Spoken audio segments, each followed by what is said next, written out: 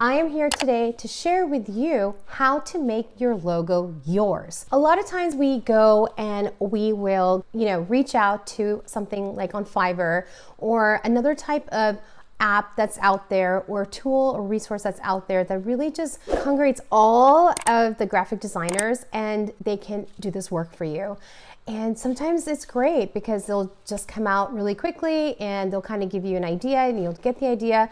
But really think about it for a second. When you are going to one of these websites, you are now signing up for their website. And whether you are reading the terms and conditions or not, but you need to, because those terms and conditions will tell you if you actually own that logo or whatever product that they are creating for you. And not only that, what is the terms and conditions between that individual and the person that is hosting them? So while it may not be of your purview, or it may not be something that you've actually looked into, but it's definitely something you need to know about, because ultimately, when you're creating something like a logo or something that is absolutely identifying your brand, whether it is content or whether it is just the way a document is set up in your business and it's very particular to your business, that needs to be yours. It cannot be owned by somebody else, and you also don't want a license for it. You want to own it so you can freely use it whenever and however you want. And even if you go to Canva or some other type of online tool like that, read the terms and conditions, because it's only so much that license will give you, but it's a license at the end of the day. It's not ownership, and you want to own your logo. You want to own it at the end of the day. So say you're now hiring somebody to actually create your logo. That's wonderful. That's probably the best way to go, because you want to make sure that that logo is yours. Now, you're going to have a contract between the person who is designing your logo and you.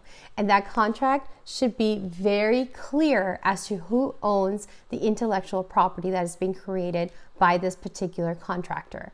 And so a lot of times, some of the key buzz clauses that you need to have in your contract is a made for hire clause and also an assignment of rights clause. What happens is that when you have these clauses, basically it's saying that whatever this person is creating, that is yours. You have hired them to make this, and just in case, if whatever they're creating does not fall under the parameters of a made for hire clause, they're assigning everything right to you within the intellectual property as well. It is important for you to be very protective of your intellectual property. In a nutshell, the easiest way and the best way to make sure that that logo is yours is to have a person actually who is hired by you to design that logo on their own type of programming that they have. And you also want to make sure that that person has the right to give you all the stuff that they've used in the logo to you and to make it yours. And they have that right as well to share it with you and also to give you an assignment of that right.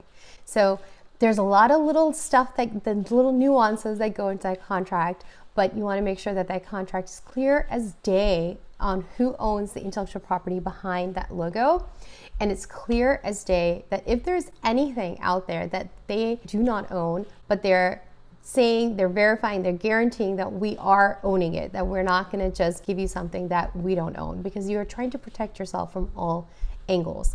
And that logo is something that is going to be taking you to different levels. It's going to be your brand identifier, and you just don't want it to be something that somebody else has and it just looks a slightly bit different. So go out there, find somebody who can create the vision that you have in your mind and can actually put it into something, and not something that's made mainstream or something that's easily accessible by anybody else, because then you can't trademark it at that point.